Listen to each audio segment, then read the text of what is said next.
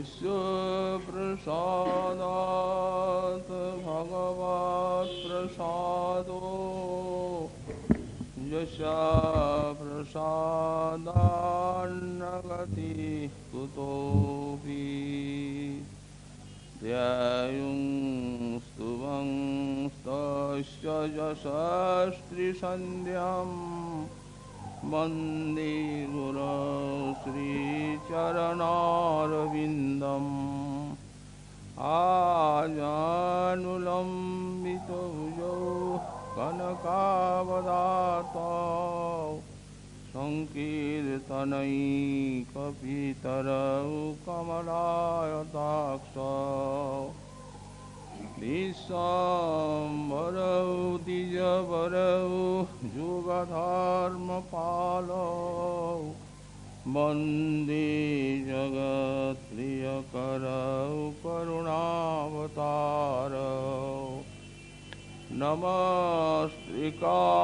नमस्त्रिकालसत्याय जगन्नाथसुताय च सवृत्ताय सपुत्राय सकलत्राय ते नमः बर्हापीडाभिरामं मृगमदतिलकां कुण्डलाक्रान्तगण्डाम् कञ्जाक्षं कम्बुकण्ठां स्मितसुभगमुखं स्वाधुरीन्नस्तवीनुं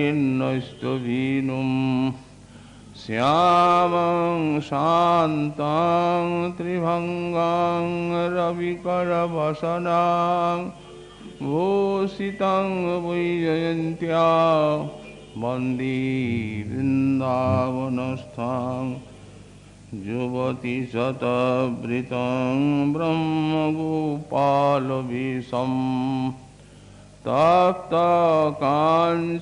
गौरङ्गी राधे वृन्दावनेश्वरी वृषभानुसुते देवी तं नमामि हरिप्रिये मूकं करोति वाचालं पङ्गुं लङ्घयति गिरिं यत्कृपातमहं वन्दे परमानन्दमाधवाम्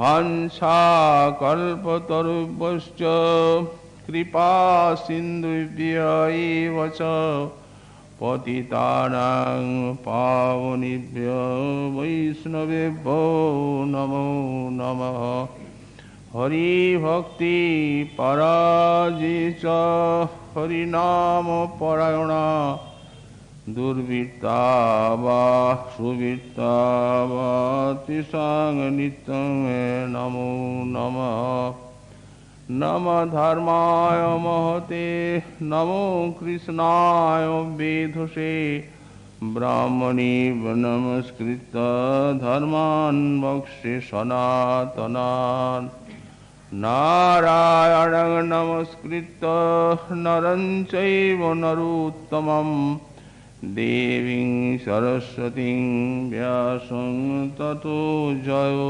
मुदीरयेत् जय रूप सनातन भट्ट रघुनाथ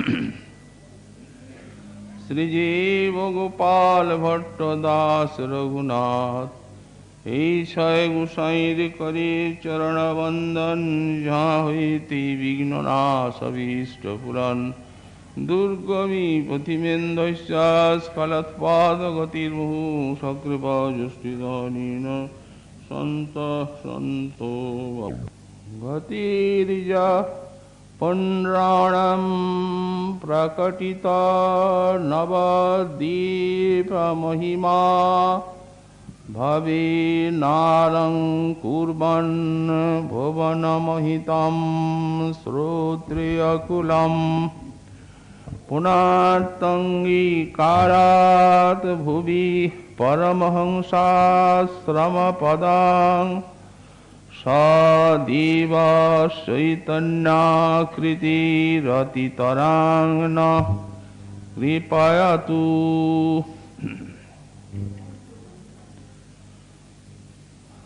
কলি পাবনাবতার শ্রী শ্রী গৌরাঙ্গ মহাপ্রভুর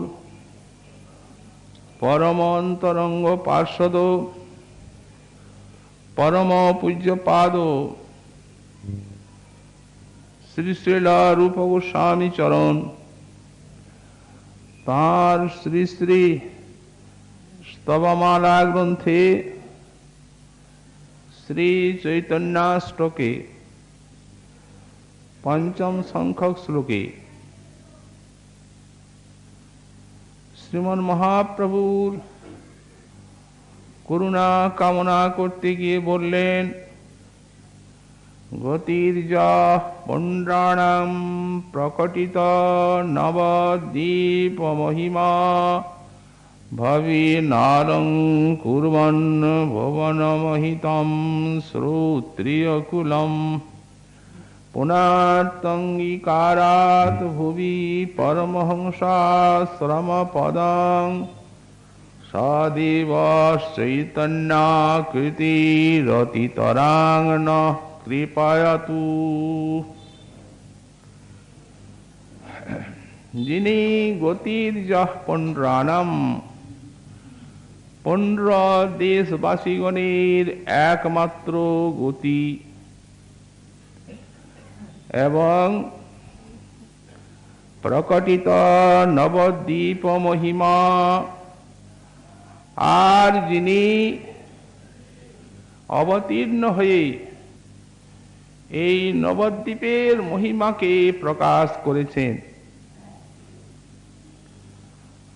ভবে নালং কুর্বন ভুবনমহিতম শ্রোত্রিয়কুলম, ভবেন আবির্ভাবেন ভুবনমহিতং শ্রোত্রিয়কুলম অলঙ্কুর্বন। স্বয়ং শ্রোত্রিয়কুল অর্থাৎ বিপ্রকুলে অবতীর্ণ হয়ে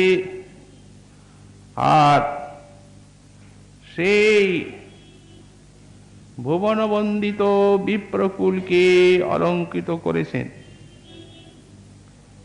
পুনর্তঙ্গীকারাৎ ভুবি পরমহংসাশ্রমপদম, পরমহংসাশ্রমপদম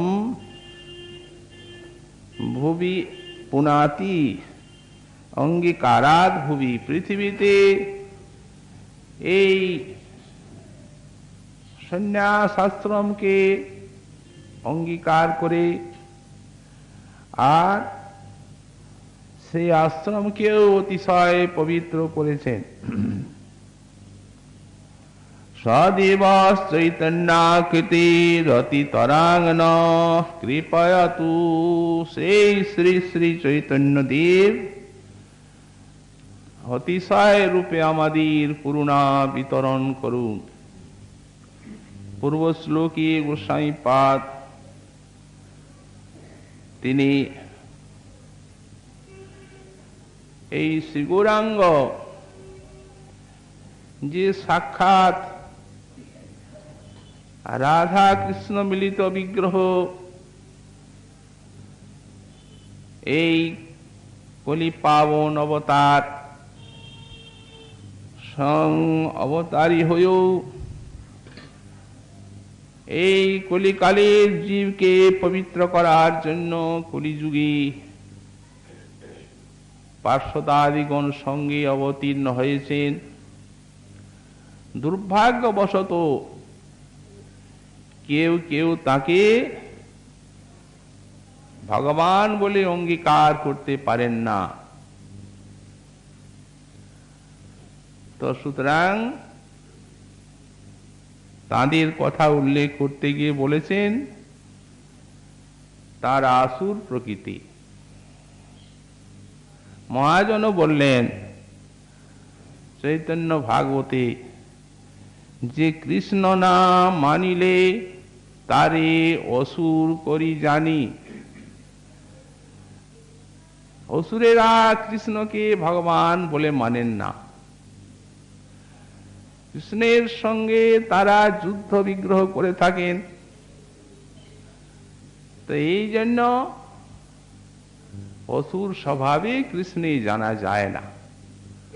অসুর স্বভাবে কৃষ্ণে কবু নাহি জানি। আবার লুকাইতে নারী কৃষ্ণ ভক্তজন স্থানে।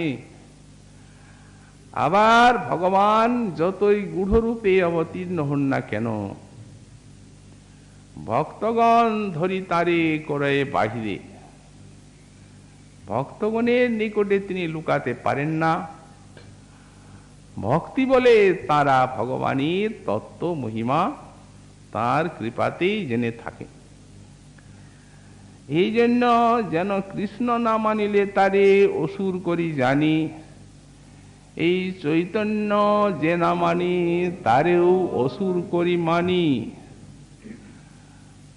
কৃষ্ণ না মানলে যেন অসুর, তেমনি চৈতন্য না মানলে তারাও অসুর। এই জন্য গোসাই পাদ অসুর প্রকৃতি বলে উল্লেখ করেছেন তাদের। তারপরেই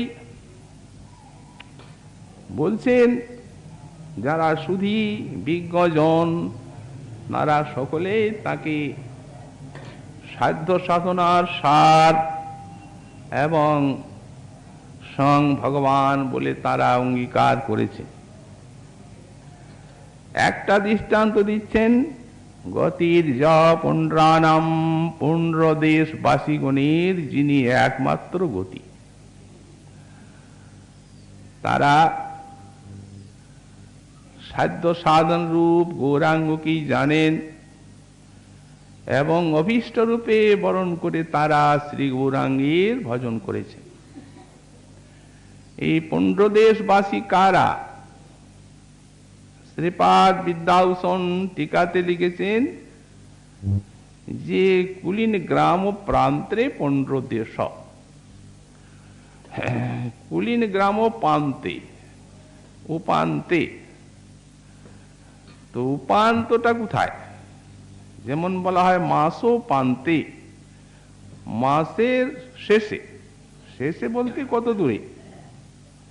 যেমন হয়তো একদিন মাসের আছে, বা সংক্রান্তি, বা পরমাসের প্রথম দিন, এইটিকে বলা হবে মাস উপান্ত।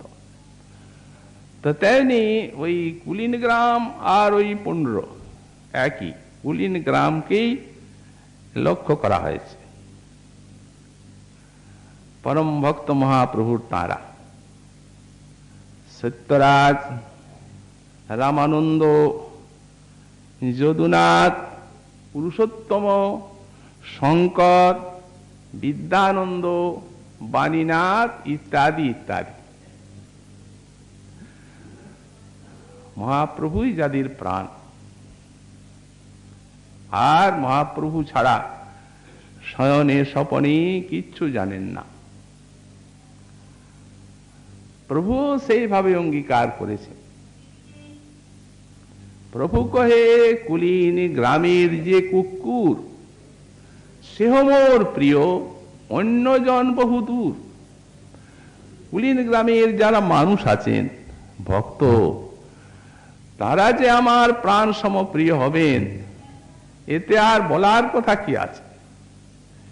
কিন্তু কুলীন গ্রামের যে কুকুর, সেখানে যে কুকুরগুলি আছে, সেহ মোর প্রিয়, অন্যজন বহুদূর। আরে অন্যজন যে আমার প্রাণ সমপ্রিয় হবে সে তো বলার কথাই নয়, কিন্তু কুকুরগুলি আমার প্রিয়। য মদ্ভক্ত স্বামী প্রিয়। ভগবান বলেন যারা আমার ভক্ত তারা আমার প্রিয়। অতএব কুলীন গ্রামের কুকুরগুলি প্রভুর প্রাণপ্রিয় ভক্ত। কুলীন গ্রামের ভাগ্য কহনে না যায়। শুকর চড়ায় ডোম, সেহ কৃষ্ণ গায়। এই কুলীন গ্রামের ভাগ্য বলা যায় না। ডোম শুকর চড়াচ্ছে, কৃষ্ণ নাম করছে, কৃষ্ণ গুণ কীর্তন করছে। তো সুতরাং সাধ্য সাধন রূপে শ্রী গৌরাঙ্গীর করুণাকে যারা বরণ করে নিয়েছেন, শ্রী গৌরাঙ্গ যাদের প্রাণসম প্রিয়। শ্রী গৌরাঙ্গ দেবও তেমনি কৃপা করেছেন। প্রত্যেক বৎসর গৌড়ীর বৈষ্ণবগণ মহাপ্রভুর দর্শনের জন্য নীলাচলে গমন করেন। এই কুলীন গ্রামী তারা সব একটি সংকীর্তন সম্প্রদায় সহ সেই অপূর্ব সমাবেশে বা শ্রীমন মহাপ্রভুর সব পার্ষদগণ সঙ্গে সেখানে গমন করেন। প্রভু তাদের অতিশয় কৃপা বিতরণ করেন। রথযাত্রায় জগন্নাথের পট্টদড়ি ছিঁড়ে গেল। মহাপ্রভু সেই পট্টদড়িটি যত্ন করে রাখলেন এবং কুলীন গ্রামীকে দিলেন। এই পট্টদড়ি জগন্নাথের এতে শেষের অধিষ্ঠান। অতএব এই পট্টদড়ির তোমরা আজ থেকে যজমান হয়ে গেলে। আমি এই ছিন্ন পট্টদড়ি দিলাম, এই দেখে পট্টদড়ি নির্মাণ করবে। আর প্রত্যেক বৎসর এই নীলাচলে এই রথযাত্রায় আসবে। আসতে তো হবেই, বেঁধে দিলেন গাঁটটা। তার কারণ পট্টদড়ি দিয়েছেন, ওটা যজমান করেছেন, অবশ্য আসতে হবে। জগন্নাথের একটা শ্রেষ্ঠ সেবার ভার তাদের উপরে দিলেন স্বয়ং। কাকে সেবা দেয়া যায়? যিনি একান্ত প্রিয় ভক্ত তাদেরকেই ভগবান সেবা দান করে থাকেন। সুতরাং এই সেবার অধিকার তারা লাভ করলেন। আর সেই প্রকার তাদের ভগবানের সঙ্গে ইষ্টগোষ্ঠী আলাপ এবং সেই রূপ কৃপাও। গতির যখন রানাম, তাদের একমাত্র গতি গৌরাঙ্গ। সত্যরাজ রামানন্দ খান মহাপ্রভু বলতেন যে দেখো হি কুলীন গ্রামী, এই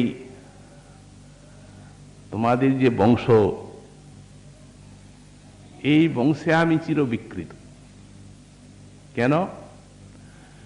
গুণরাজ খান কৈলাস শ্রীকৃষ্ণ বিজয়, তাহা এক বাক্য তার আছে প্রেমময়।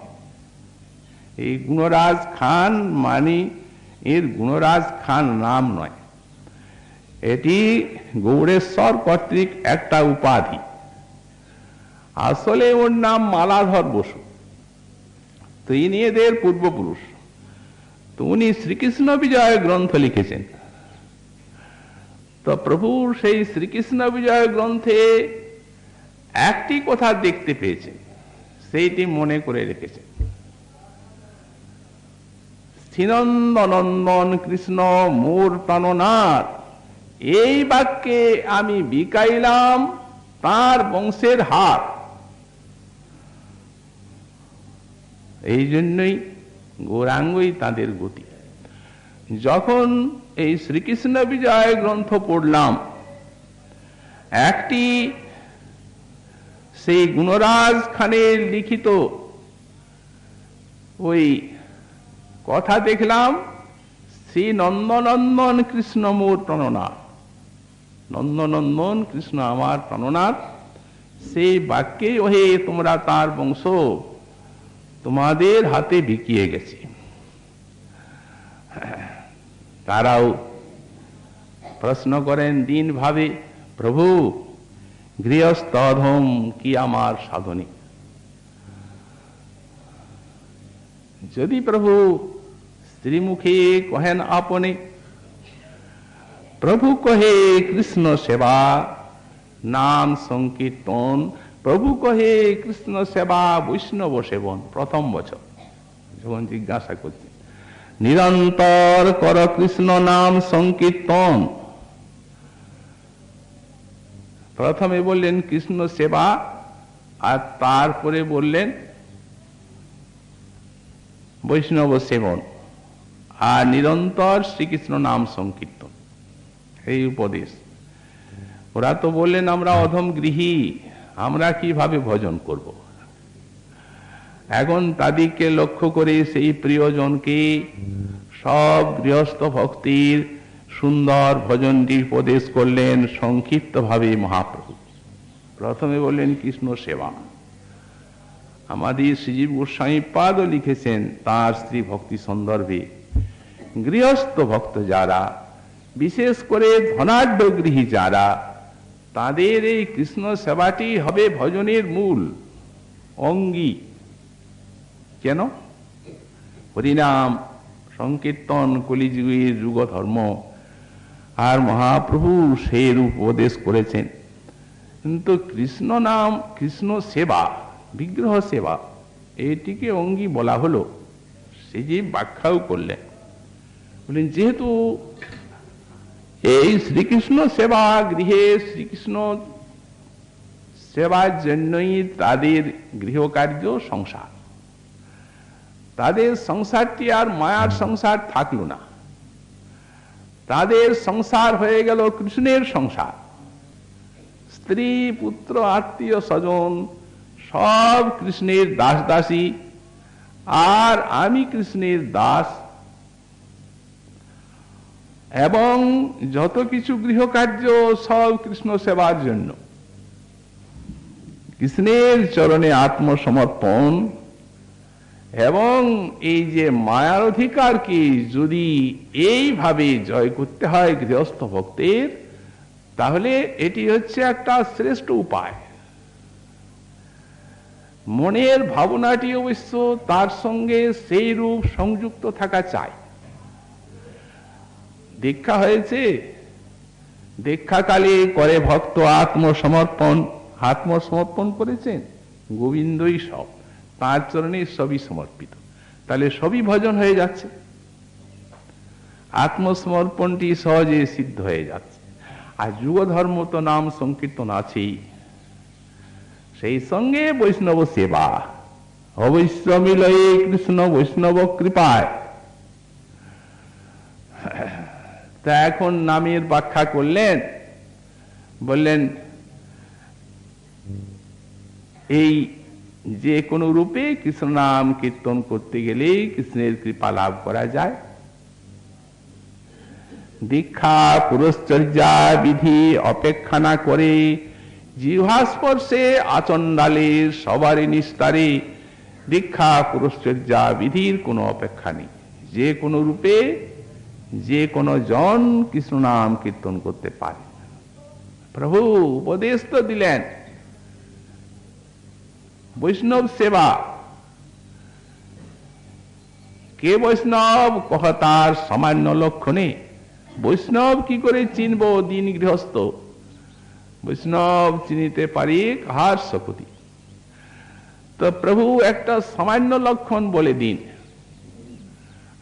প্রভু কহে এক কৃষ্ণ নাম, একবার কৃষ্ণ নাম যার জিহ্বায়, এই সেই বৈষ্ণব। যার মুখে শুনি একবার কৃষ্ণ নাম, সেই পূজ্য শ্রেষ্ঠ সভাকার। একবার যার মুখে কৃষ্ণ নাম শোনা যায়, তিনি হচ্ছেন পূজ্য শ্রেষ্ঠ। অতএব প্রভু কহে যার মুখে এক কৃষ্ণ নাম, সেই তো বৈষ্ণব, তার করিবে সম্মান। যার মুখে একবার কৃষ্ণ নাম শোনা যায় তিনি বৈষ্ণব। বৎসরান্তরে যরাজ বনিলেন, আবার প্রশ্ন করলেন কি বৈষ্ণব এবং কি আমার কর্তব্য? তখনও বললেন বৈষ্ণব সেবা নাম সংকীর্তন নিরন্তর কর পাবে কৃষ্ণের চরণ। বৈষ্ণব সেবার নাম সংকীর্তন। তখনও প্রশ্ন করলেন কে বৈষ্ণব, তা কি করে জানব? প্রভু বললেন নিরন্তর কৃষ্ণ নাম যাহার বদনে, সেই তো বৈষ্ণব, ভজ তাহার চরণে। এক কৃষ্ণ নাম যার মুখে তিনি বৈষ্ণব, তার সম্মান করতে হবে। নিরন্তর যার মুখে কৃষ্ণ নাম শোনা যায় তিনি বৈষ্ণব তর, তার ভজন করতে হবে। ভজ তাহার চরণে। বর্ষান্তরে আবার যখন তারা সেই প্রশ্নই করলেন, তখন বললেন, যাহার দর্শনে মুখে আইসে কৃষ্ণ নাম, তাহারে জানিহ তুমি বৈষ্ণব প্রধান। যার দর্শনেই অন্যের মুখে কৃষ্ণ নাম আসে, তিনি হচ্ছেন বৈষ্ণব প্রধান। তো সুতরাং এই তাঁদের প্রতি কৃপা করে আর তাঁদের লক্ষ্য করে বৈষ্ণবতর এবং বৈষ্ণবতমের লক্ষণ করলেন মহাপ্রভু, এবং একটি ব্যাপক এই বৈষ্ণবীর লক্ষণ দেখালেন, বৈষ্ণব সেবা। একবার যিনি কৃষ্ণ নাম না বলেছেন, এইরকম ব্যক্তি বোধ হয় জগতে নাই।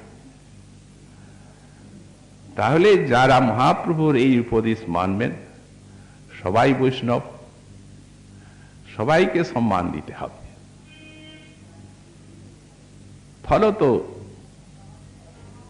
এরূপ উপদেশের কারণ হচ্ছে এই, যে কলিযুগে যুগধর্ম নাম সংকীর্তন, এই নাম সংকীর্তনের যে একমাত্র বাধা গুরুতর, ওই বৈষ্ণব মহৎ অপরাধ। অন্যান্য অপরাধগুলির সাধক যদি একটু সতর্ক হন, আসবে না। কিন্তু কিভাবে, কোন রূপে এই যে মহৎ অপরাধ বা বৈষ্ণব অপরাধ সাধকের এসে যায়, তা বুঝার উপায় থাকে না। তো যদি তিনি এইভাবে মহৎকে গ্রহণ করেন, যার মুখে একবার কৃষ্ণ নাম, সেই পূজ্য শ্রেষ্ঠ সভাকার, তাহলে রক্ষা পাওয়া যায় এই মাতা হাতির কাছ থেকে। বৈষ্ণব অপরাধ যদি উঠে হাতি মাথা, ও পারে বা ছিন্দে তার শুকি যায় পাতা। তারপরে বললেন প্রকটিত নবদ্বীপ মহিমা, যিনি অবতীর্ণ হয়ে নবদ্বীপের মহিমাকে প্রকট করেছেন। আমাদের শ্রীপাদ বিদ্যাভূষণ তার টিকাতে লিখছেন, বললেন যে মহাপ্রভু অবতরণের পূর্বে এই নবদ্বীপকে লোকে কিভাবে জানত, সেখানে উনি ব্যাখ্যায় বলছেন যে নবদ্বীপকে জানতো মানে গঙ্গার তীরে নবদ্বীপ, গঙ্গা তটে, এবং এই নবদ্বীপে বিদ্বান কুলের বা পণ্ডিত কুলের বাস। এই দুই প্রকারের নবদ্বীপের পরিচিতি ছিল মহাপ্রভুর প্রকটের আগে। এখন তিনি প্রকটিত হলেন নবদ্বীপে। বিষয়টা হচ্ছে যেমন বৃন্দাবনের মহিমা, নিখিল শাস্ত্র মহাজন বাণীতে সব প্রচুর রূপে এই বৃন্দাবন ধামের মহিমা আছে। কিন্তু নবদ্বীপ, সেখানে তো ছন্নাবতার, তাই সেই ধামের মহিমাটিও প্রচ্ছন্ন। যেন তিনি ছন্নাবতার, সেই প্রকারে ধামের মহিমাও প্রচ্ছন্ন বলে সেইভাবে নবদ্বীপের মহিমা প্রকটিত ছিল না মহাপ্রভুর অবতরণের পূর্বে। ব্যাখ্যাকার বলছেন, অতএব প্রকটিত নবদ্বীপ মহিমা, মহাপ্রভু অবতীর্ণ হয়ে আর এই নবদ্বীপ যে অভিন্ন ব্রজধাম, এইটি প্রকাশ করে দিলেন। কারণ রাধা ভাব কান্তি মিলিত শ্রীমন মহাপ্রভুর অবতার ধাম, অবতীর্ণ ভূমি। শাস্ত্রে আমরা দেখতে পাই যে এই যে ভগবানের লীলাধাম, এই ধাম হচ্ছে আধার শক্তি বা সন্ধিনী শক্তির থেকে প্রকাশ। শ্রুতিতে আছে, স ভগব তস্মিন প্রতিষ্ঠিত, সেই ভগবান কোথায় নিবাস করেন, সে মহিমিনী, উত্তর পাওয়া যাচ্ছে নিজের মহিমায়। অতএব এই ধাম ভগবানের সেই আধার শক্তি যে সন্ধিনী, এই সন্ধিনীর থেকেই ধামের প্রকাশ হয়। সুতরাং পৃথিবীর সঙ্গে মিশে আছেন ধাম, কিন্তু মিশে থাকলেও আসলে পৃথিবীর সঙ্গে এই ব্রহ্মাণ্ডের সঙ্গে তার কোনো সম্পর্ক নাই। ব্রহ্মাণ্ড যেন জড়িয়ে এই পঞ্চভূতের বিকার, সেই প্রকার ধাম কোনো প্রাকৃত বস্তুর বিকার নয়, চিদানন্দময় সন্ধিনী শক্তির বিকার। এই জন্য এই দেহে থাকেন পরমাত্মা, যখন দেহটা নাশ হয়ে যায় তখন কি পরমাত্মার নাশ হয়? তো সেই প্রকার এই ব্রহ্মাণ্ডে, প্রাকৃত ব্রহ্মাণ্ডে যখন প্রলয় হয় তখন ধাম সাক্ষাৎ চিন্ময় রূপে একভাবে অবস্থান করে, ধামের নাশ হয় না। এইভাবে চিন্ময় ধাম এই পৃথিবীর সঙ্গে এসে আছে নিত্যকাল। সর্বোপরি শ্রীগোলক ব্রজলোক ধাম, শ্বেতদ্বীপ শ্রীগোকুল বৃন্দাবন নাম, ব্রহ্মাণ্ডে প্রকাশ তাঁর কৃষ্ণের ইচ্ছায়, একই স্বরূপ তাঁর নাহি দুই কায়। সর্বোপরি শ্রীগোলক ব্রজলোক ধাম, শ্বেতদ্বীপ শ্রীগোলক বৃন্দাবন নাম। শ্রী গোলকটি রূপ গোস্বামী পাদের বাণীতে পাওয়া গেল যে গোকুল তার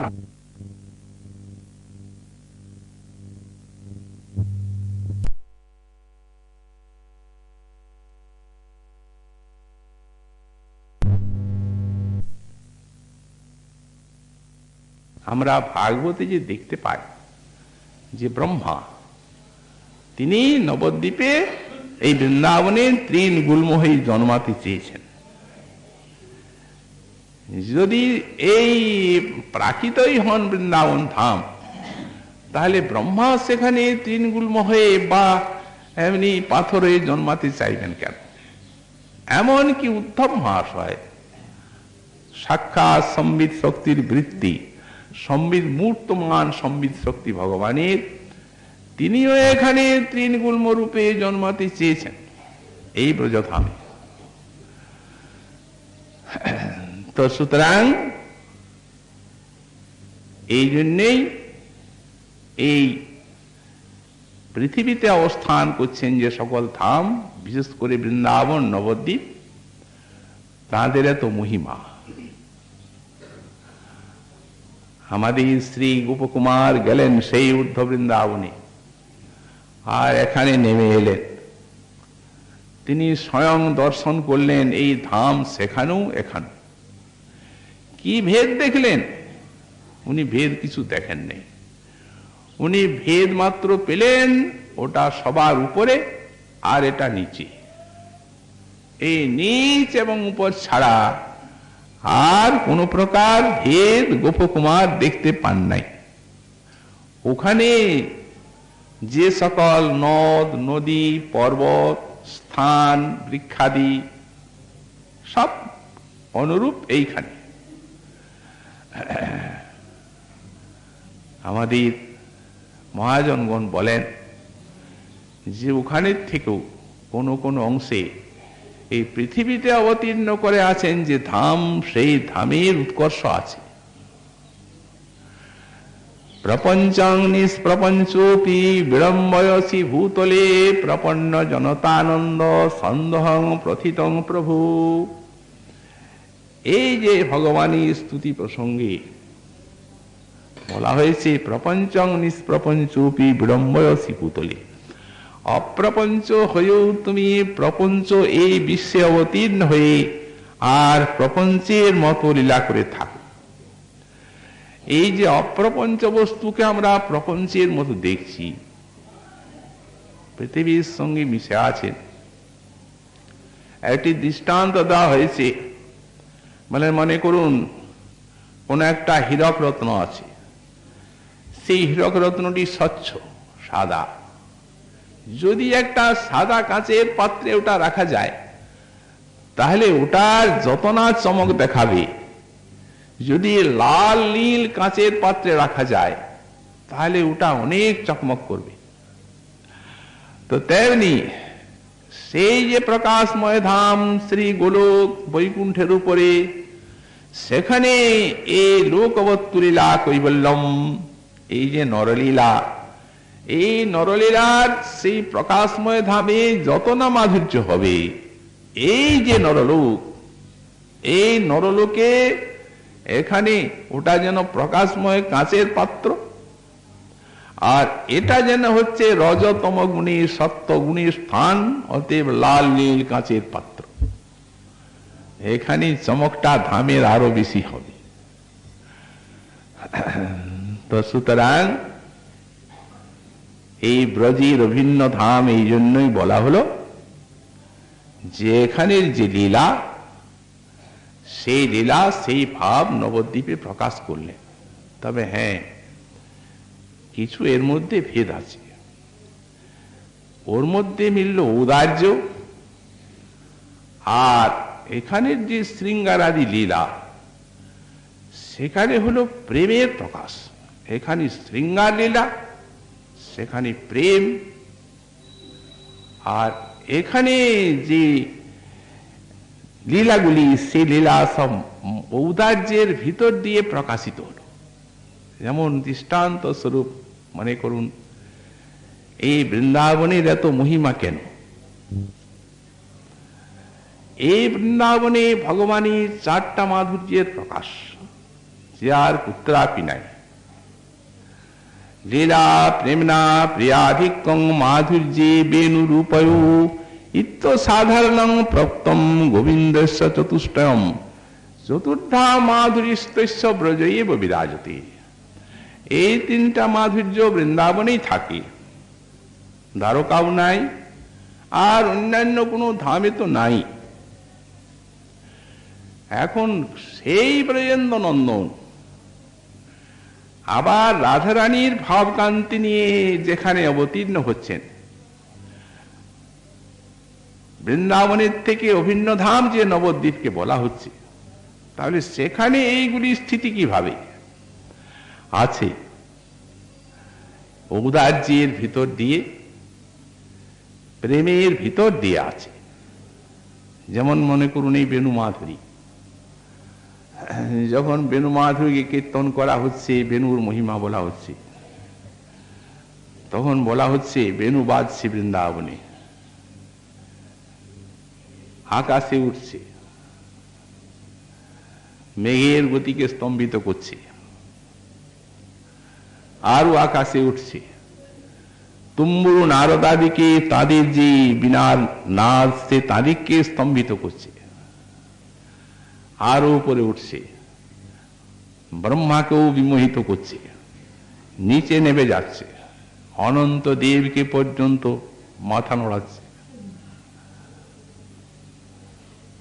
রুন্ধনমৃভৃত চমৎকৃতি পরং কুর্বন মুহুস্তুম্বরং ধ্যানাতন্তরয়ন সনন্দন মুখান বিস্মাপয়ন বেদসম অচ্যুক্কা বলিভি বলিং চটুলয়ন ভোগীন্দ্র মাঘূর্ণয়ন ধিন্নন্ন কটাহ ভিত্তিমভিতু বব্রাম বংশীধ্বনি। এই বংশীধ্বনিকে যখন ব্যাখ্যা করা হচ্ছে, তখন বলা হচ্ছে অথ বেণু নিনাদস্য ত্রয়ীমূর্তি মূর্তিগতি। এই বেণুর নিনাদটি হচ্ছে ত্রয়ীমূর্তি, বেদ মূর্তি, কাম বীজের প্রস্ফুরক এই বেণুনাদ। তো সুতরাং যখন ত্রয়ীমূর্তি মতিগতি, তখন এই হচ্ছে ভক্তি, এই হচ্ছে প্রেম বেণুনাদের দ্বারা বিতরিত হচ্ছে সারা বিশ্বে। এখন শ্রীমন মহাপ্রভু এই নাম সংকীর্তনের দ্বারা, কীর্তনের দ্বারা এই যে সেই বেণুনাদের কার্যটা ঔদার্যের ভিতর দিয়ে কীর্তনের ভিতরে প্রচার করলেন। ওখানে যেমন বলা হচ্ছে ব্রহ্মা মহাদেবের বিষয় আসছে, তেমনি নাম সংকীর্তনের দ্বারা এখানে হরিদাস, তারপরে অদ্বৈতাচার্য, ওখানে যেমন বলা হচ্ছে যে ধরণীধর শেষদেব, তার মস্তক ঘূর্ণন হচ্ছে, এখানে আছেন তার মূল শ্রী নিত্যানন্দ প্রভু। এই সংকীর্তনের, এই যে নাম সংকীর্তনের উন্মাদনায় এখন সেই যে বেণুনাদের কার্যটা, সে এই যেমন ব্যাপক বেণুনাদ সর্বত্র প্রচারিত হয়ে আর প্রেম এখানে থেকে ব্রজের ভাবটা বিলাচ্ছে, সেই প্রকারে নাম সংকীর্তনের দ্বারা মহাপ্রভু হুঙ্কার করে কৃষ্ণ কৃষ্ণ বলছেন। যেমন মনে করুন কোন একটা পুষ্করিণী, সেখানে যদি একটা ইটকে পাটকেল ছোঁড়া যায়, মাঝখানে জলে পড়লো, যেমনি পড়লো তেমনি সেখানে জলটা কাঁপলো, কম্পিত হলো। যদি লক্ষ্য রাখা যায় দেখবেন সেই কম্পনটা ধীরে ধীরে ধীরে ধীরে যদিও সূক্ষ্ম হলো, তথাপি পুকুরের পার পর্যন্ত গেল। তো তেমনি এই যে চিন্ময় হরিনাম মহাপ্রভুর মুখে উচ্চারিত হচ্ছে, হরে কৃষ্ণ নাম একটা বাতাসের মধ্যে তরঙ্গের সৃষ্টি হচ্ছে, আর সেই সারা বিশ্বে ব্রহ্মাণ্ডে ছড়াতে ছড়াতে শেষ পর্যন্ত যাচ্ছে। শ্রী চৈতন্য মুখোদ্গীর্ণা হরে কৃষ্ণেতি বর্ণকা মজ্জয়ন্তু জগৎ প্রেমনি বিজয়ন্তী তদাহ্বয়া। এই জন্য গোস্বামী পাদ লিখলেন শ্রী চৈতন্য মুখোদ্গীর্ণা হরে কৃষ্ণেতি বর্ণকা। এখন এই জড় বিজ্ঞানের যুগে জড় বিজ্ঞান এটা বোঝার কোনো অসুবিধা নেই। দেখুন পৃথিবীর এক প্রান্তের থেকে শব্দ তৎক্ষণাৎ আমাদের কানে আসছে, কিসের সহযোগী? বিদ্যুৎ টেনে আনছে। তো যদি জড়ীয় বৈদ্যুতিক শক্তির এই প্রকার প্রভাব হয়, তাহলে যেখানে চিন্ময়ী হরি নামের শক্তি, তার প্রভাব কত ব্যাপক। তো সুতরাং এই যে বংশীধ্বনি, সেটি নাম সংকীর্তন দ্বারে প্রেমকে প্রচার করল বিশ্বে, এই মহাপ্রভুর লীলা। প্রেম লীলা মাধুরী, এটা এক গেল বংশী মাধুরী, এক লীলা মাধুরী, এক রূপ মাধুরী। এই লীলা মাধুরী তার এই সংকীর্তনের রাস, সংকীর্তনের ভিতরে নাম সংকীর্তনের ভিতরে এই রাসের কার্য প্রকাশিত হলো, কিন্তু সেটি হলো এখানে শৃঙ্গার আর সেখানে প্রেম। এই নাম সংকীর্তনের দ্বারাই মহাপ্রভু সারা বিশ্ববাসীকে প্রেম দিলেন। এই তো আমরা মহতের অনুভবের ভিতরে জানলাম। হরিদাস ঠাকুর বললেন প্রভুকে, প্রভু যতদিন তুমি আছো ততদিন এই বিশ্বে আর কেউ কোনো সৃষ্টি থাকবে না, সব তোমার চরণে চলে যাবে। মহাপ্রভু কৌতূহলে জিজ্ঞাসা করছেন, হরিদাস তাহলে তো জগৎটা খালি হবে। ঠাকুর বলছেন, সে কি তোমার সৃষ্টি খালি হয়? সমুদ্রের থেকে এক বালতি জল তুললে সেই জায়গাটা কি খাল হয়ে যায়? আবার অন্য ব্রহ্মাণ্ডে সূক্ষ্ম সূক্ষ্ম জীব এসে এই ব্রহ্মাণ্ডের সৃষ্টিকে বিস্তার করবে। সুতরাং এর দ্বারা মহাপ্রভুর এই সংকীর্তনে সারা বিশ্বজীবী যে প্রেম পেয়ে ধন্য হয়ে গেল, এটি প্রমাণিত হয়ে যাচ্ছে। অতএব আমরা তখন এই ব্রহ্মাণ্ডে ছিলাম না, যদি থাকতাম তাহলে তো কোথায় ছিলাম, কোনখানে কোন সূক্ষ্ম জীব রূপে কোন ব্রহ্মাণ্ডে ছিলাম তার ঠিকানা নাই। তো সুতরাং মহাপ্রভুর করুণা বা আমাদের ভাগ্য এখন সেই ব্রহ্মাণ্ডের থেকে এই মহাপ্রভুর ব্রহ্মাণ্ডে এই কলিকালে টেনে এনেছে, জন্ম দিয়েছে মানুষ হয়ে। এবং মহাপ্রভুর সেই লীলা, তার সংকীর্তন, তার প্রচারিত সেই নাম ইত্যাদি আমরা সবই গুরু বৈষ্ণবের কৃপায় যথামতি জানতে পেরেছি। সুতরাং এই কলিজীবের এত বড় ভাগ্য, এই সময়টি যদি তার মহাপ্রভুর কৃপায় বঞ্চিত হয়ে মরতে হয়, তাহলে মরণের পরে আমাদের এই ভাগ্য বা কর্মফল কোথায় ফেলবে তার ঠিকানা নাই। তো সুতরাং এ খুব দুর্লভ জন্ম। যারা যারা এই মহাপ্রভুর যুগে এসে মানুষ হয়ে জন্মেছেন, বিশেষ করে মহাপ্রভুর করুণার আশ্রয় লাভ করেছেন যারা, তেমনি শ্রীমন মহাপ্রভুর সেই এই রাসাদি লীলা সংকীর্তন রাস রূপে ব্যক্ত হল। এই জন্যই বলা আছে মহাজন পদে, ওই রাসের তাল সকল ওই চরণে এসে স্মরণ নিল, যারা নৃত্য করছে। কিন্তু উদার্য দান আর প্রেম, সেখানে শৃঙ্গার রস, এখানে প্রেম রস, এইটি ভেদ। এই তো গেল বংশী মাধুরী, লীলা মাধুরী আর রূপমাধুরী, রাধা কৃষ্ণ মিলিত বিগ্রহ মহাপ্রভু হতে শ্রীকৃষ্ণের মধ্যে যা নাই ব্রজে, রাধা কৃষ্ণের মধ্যেও যা পাওয়া যায় না, সেই বস্তু পেয়েছেন এখন মহাজনের অনুভূতি মহাপ্রভুর ভিতরে। আমরা দৃষ্টান্ত দিয়েছি রামানন্দ রায়, কিন্তু ঐদার্যের ভিতরে, প্রেমের ভিতরে, যিনি দূরের থেকেও দেখেছেন তিনি প্রেম পেয়েছেন। রাধারানীর দর্শনে প্রেম হয়, কিন্তু বড় নিগুঢ়া স্ত্রী রাধা, কে তার দর্শন পাবেন? সেই নিগুঢ় নিকুঞ্জ মন্দিরে সখী মঞ্জরীগণ কর্তৃক পরিসেবিতা শ্রীমতী রাধারানী, তার দর্শন পাওয়া কে তোই সহজ? মহাজন বলছেন আপনাকে মঞ্জরী হতে হবে যদি তার দর্শন এবং সেবা লাভ করতে হয়, তা না হলে হবে না। রাধা কৃষ্ণের লীলায় অতি গূঢ়তর, দাস্য বাৎসল্যাদি ভাবে না হয় গোচর, সবে এক সখীগণের ইহা অধিকার, সখী হইতে হয় এই লীলার বিস্তার। সখী বিনা এই লীলার পুষ্টি নাই হয়, সখী লীলা বিস্তারিয়া সখী আস্বাদ হয়। অতএব সখী বিনা এই লীলায় অন্যের নাহি গতি, যেতে পারবেন না সখী ছাড়া কেউ, সখী মঞ্জরি ব্যতীত। কিন্তু এই ঔদার্যের লীলায়, প্রেমের লীলায় সেই একই জিনিস, কারণ রাধা কৃষ্ণ মিলিত বিগ্রহ সেই রূপ দর্শন করলেন, সকলেই প্রেম পেয়ে গেলেন, এবং সেটি ব্রজ প্রেম,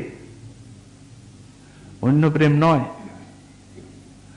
কারণ সাক্ষাৎ রাধা কৃষ্ণের মিলন ওই রূপটা দেখছেন, তো সনে প্রেম হবে।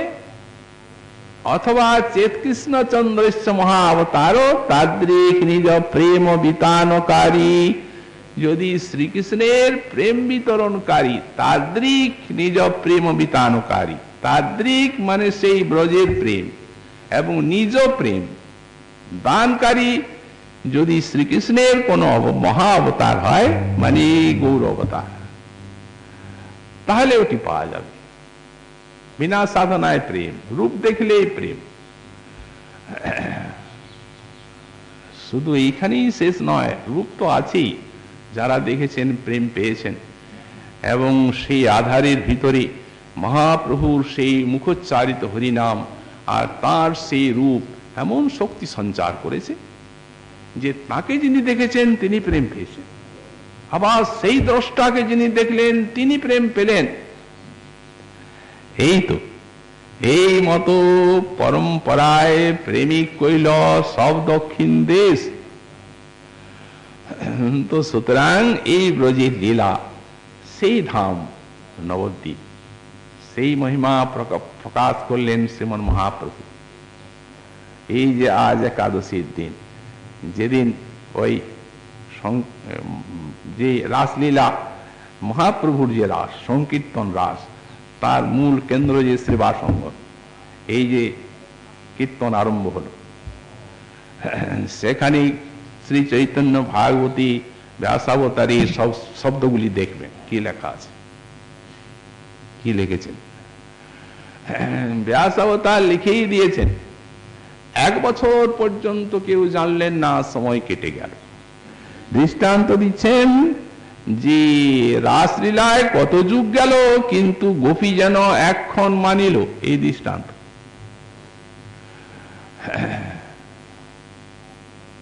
অতএব সেই নবদ্বীপে শ্রীবাস অঙ্গনে সংকীর্তনের ভিতরে ঔদার্য এবং প্রেমের ভিতরে রসলীলা প্রকাশ হল নবদ্বীপে মহাপ্রভু। অতএব অভিন্ন বৃন্দাবন ধাম তো শ্রী নবদ্বীপ। এই রূপ বৃন্দাবনের যা মূল সম্পদ, ভগবানের বেণু মাধুরী, লীলা মাধুরী, রূপমাধুরী, সেই রূপ প্রেম মাধুরী। চিরাদত্ত নিজ গুপ্ত বিত্তম সপ্রেম নামামৃতমত্যুদারো আপামরং বিততার গৌর কৃষ্ণ জনিভ্যস্তমহং প্রপদ্যে। চিরাদত্ত নিজ গুপ্ত বিত্তম, সেই পূর্ব যুগে, সেই পূর্বকল্পে, সেই ব্রহ্মার একদিনে, সেই অষ্টবিংশ চতুর্যুগীয় কলিযুগে যা দেওয়া হয়েছিল সপ্তম মন্বন্তরে, সেই জিনিস তারপরে আর দেওয়া হয়নি। চিরাদত্ত নিজ গুপ্ত বিত্তম সপ্রেম নামামৃতমত্যুদার, নাম কীর্তনের ভিতর দিয়ে সেই মধুর রস জাতীয় ব্রজ প্রেম যিনি দান করলেন। এমন জিনিস কলিহত জীবকে দিলেন। কেন দিলেন? বললেন অতি উদার। ঐদার্যে লীলা তো, অতএব যেহেতু তিনি অতি উদার, অতি মানে সীমা লঙ্ঘনকারী উদার, এত উদার কোন ভগবত পুরুষই হন নাই, ব্রজও পাওয়া যায় না, সেখানেও সাধন করতে হয়। অবশ্য আছে এই কথা যে কৃষ্ণাদন্য কোবা লতাস্বপি প্রেমদ ভবতি, কিন্তু ব্রজের গণ্ডির ভিতরে সেটা তার বংশীনাদে, তার লীলা মাধুর্যে, তার উপমাধুর্যে স্থাবর জঙ্গমের হৃদয়কেও গলিত করেছেন কৃষ্ণ, কিন্তু এখন ব্যাপক, আবার কলিজি দুর্গত। আপামরং বিততার গৌর কৃষ্ণ জনিভ্যস্তমং প্রপদ্যে, আর চরণে আমি শরণাগত হই। তো সুতরাং এই হচ্ছে প্রেমাধুরী। এই প্রকারে অভিন্ন স্থান যে শ্রী বৃন্দাবনের নবদ্বীপ, এই মহিমা প্রকট করলেন মহাপ্রভু অবতীর্ণ হয়ে। আবার বলছেন ভবে নালং কুর্বন ভুবন মোহিতম শ্রোত্রিয় কুলম, ব্রাহ্মণ বংশে অবতীর্ণ হয়ে, আর এখানে ভবেন অবতীর্ণেন, অর্থাৎ অবতীর্ণ হয়ে এই ব্রাহ্মণ বংশকে তিনি অলঙ্কৃত করলেন। শ্রোত্রিয় কুল ব্রাহ্মণ বংশ ঠিক আছে, কিন্তু তাহলেও ভাগবতে দেখা যায় যে ভজন করা চাই। ভজন না করলে বর্ণাশ্রম ধর্ম কিছুই না।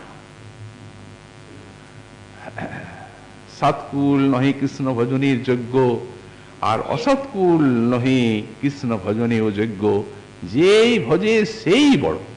ভক্তহীন ছাড় কৃষ্ণ ভজনে নাহি জাতি কুলাদি বিচার। এই সমস্ত বর্ণ এবং আশ্রম এই শ্রীকৃষ্ণ ভজনের নিকটে নিরর্থক। যিনি ভজেন তিনি বড়। তো সুতরাং এই জন্যই বলা আছে ভাগবতেও বিপ্রাদ দিশর গুণজুতা দরবিন্দ নাভ পাদারবিন্দ বিমুখাত সপচং বরিষ্ঠম। যদি দ্বাদশ গুণ সম্পন্ন ব্রাহ্মণ হয়, ওইখানেই তো বিপ্রের গুণের শেষ।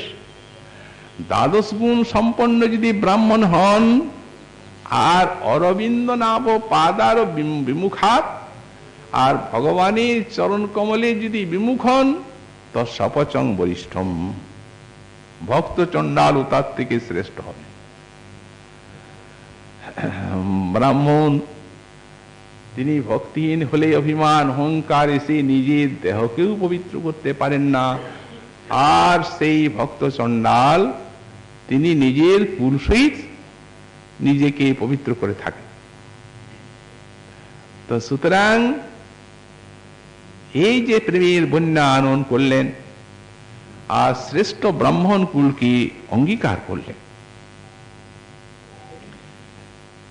ভগবান গীতাতেও বলেছেন স্ত্রী ও শূদ্র বৈশ্য তেপি জানতি পরাঙ্গতি। যদি আমাকে স্ত্রী শূদ্র ইত্যাদি আশ্রয় করে, তারাও পরম গতি প্রাপ্ত হয়।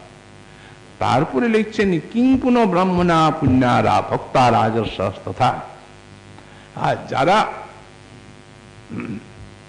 বর্ণশ্রেষ্ঠ ব্রাহ্মণ আছেন, রাজর্ষি আছেন, শ্রেষ্ঠ জাতি যারা আছেন, তারা যদি ভজন করেন তাহলে তাদের যে আমার চরণ প্রাপ্তি হবে এতে আর বলার কি আছে। তাহলে বুঝতে হবে যে তাদের পক্ষে একটা শ্রেষ্ঠ অধিকার আছে, সেইভাবেই তো একটা ভাগ্য নিয়ে জন্মেছেন তারা। বললেন সুতরাং স্বয়ং ভগবান এ রাধা ভাব কান্তি অঙ্গীকার করে আর সেই শ্রোত্রিয় কুলকে কৃতার্থ করলেন। শুধু তাই নয়, এই যে পরমহংস নাতি অঙ্গীকারাৎ ভুবি পরমহংসাশ্রম পদম, আর সেই পরমহংসাশ্রম পদমকে পবিত্র করলেন। তার কারণ এরা তো অদ্বৈতবাদী। এই যে সন্ন্যাস আশ্রম, শঙ্করাচার্য যেভাবে প্রচার করে গেছেন সন্ন্যাস আশ্রমের, তো অদ্বৈতবাদী, কৃষ্ণ অপরাধী। মহাপ্রভু নিজেই বললেন ওই যে কাশিতে বসে আছে ওই বেটা, ওই প্রকাশানন্দ, সেই বেটা করে মোর দেহ খণ্ড খণ্ড, সেই বেটা আমাকে কাটছে, দেহটাকে খণ্ড খণ্ড করছে। বেটার দেহে পুষ্ট করলাম, তাও বুঝতে পারছে না তার অপরাধ কোথায়। পুষ্ট করিলাম দেহে তবু নাহি জানি, মহাপ্রভু নিজেই বলেছেন। তার কারণ শ্রীকৃষ্ণের বিগ্রহকে তারা মানছেন না। এই শ্রীকৃষ্ণকে বিগ্রহকে বলছেন মায়োপাধি। তো সুতরাং যিনি হচ্ছেন সাক্ষাৎ ব্রহ্মণঃ প্রতিষ্ঠাহম, সেই ব্রহ্মের ঘনীভূত প্রতিমা, তাকে যদি মায়াময় বা মায়োপাধি বলা যায় তাহলে কতখানি অপরাধ। এই তো ছিল এই পরমহংস পদ, কিন্তু পবিত্র করলেন। কেমন পবিত্র, একটা দৃষ্টান্ত আমরা দেব। ওই উনি হয়ে গেলেন যিনি ওই যার দেহ খণ্ড খণ্ড, কৃষ্ণের দেহকে খণ্ড খণ্ড করছিলেন, মহাপ্রভুর কৃপা লাভ করে তিনি হয়ে গেলেন প্রবোধানন্দ সরস্বতী। তিনি লিখলেন শ্রী শ্রী রাধা রস সুধানিধি, তিনি লিখলেন শ্রী চৈতন্য চন্দ্রামৃত, তিনি লিখলেন আশ্চর্যরাজ প্রবন্ধ শ্রুতি ব্যাখ্যা। কি অপূর্ব সব।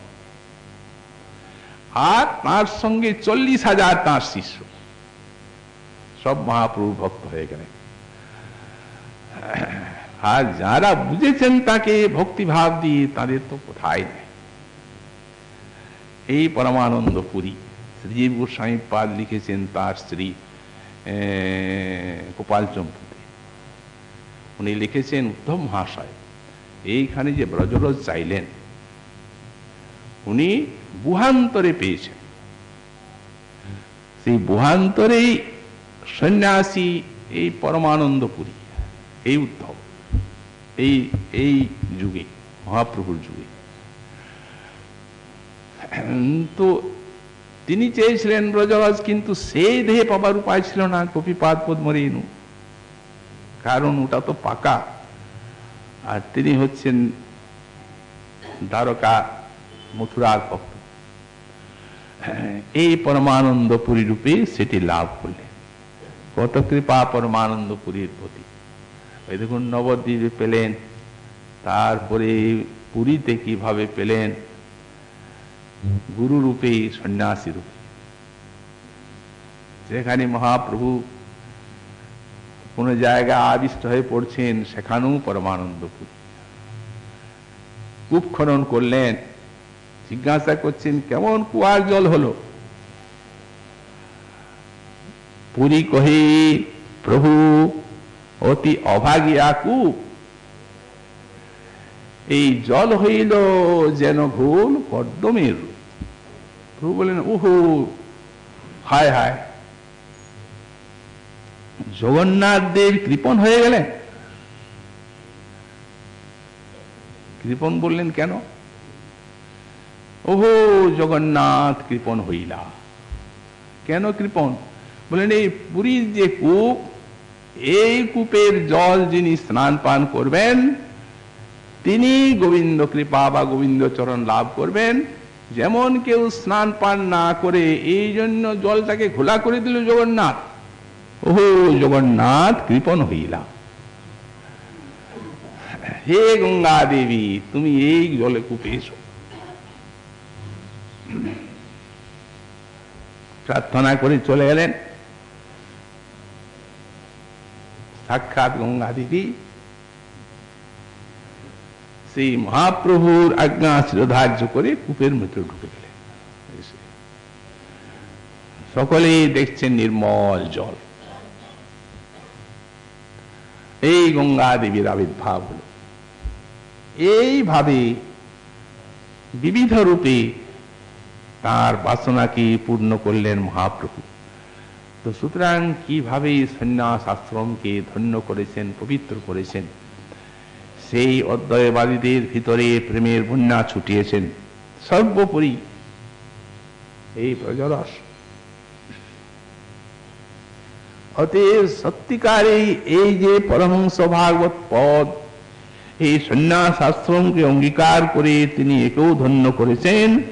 সদেব চৈতন্য কৃতি অতিতরান কৃপয়াতু, সেই শ্রী চৈতন্য দেব আমাদের প্রতি অতিশয় রূপে কৃপা বিতরণ করুন।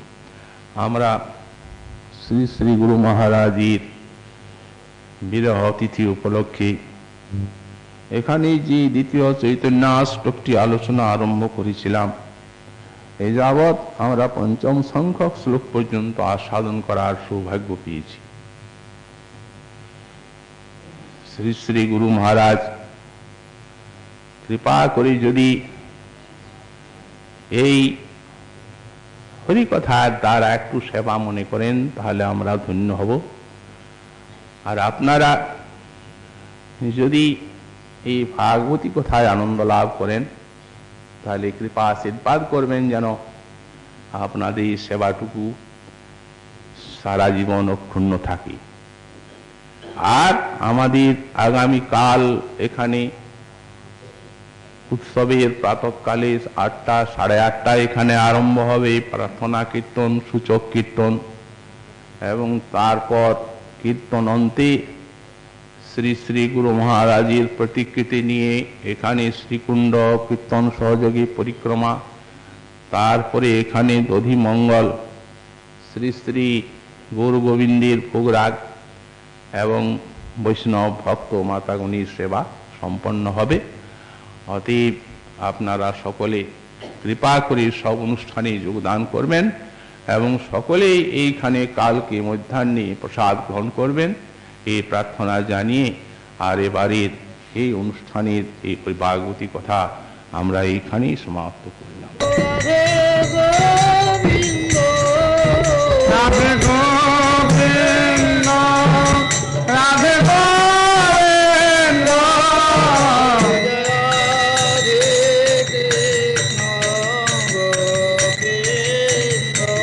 জয় জয়।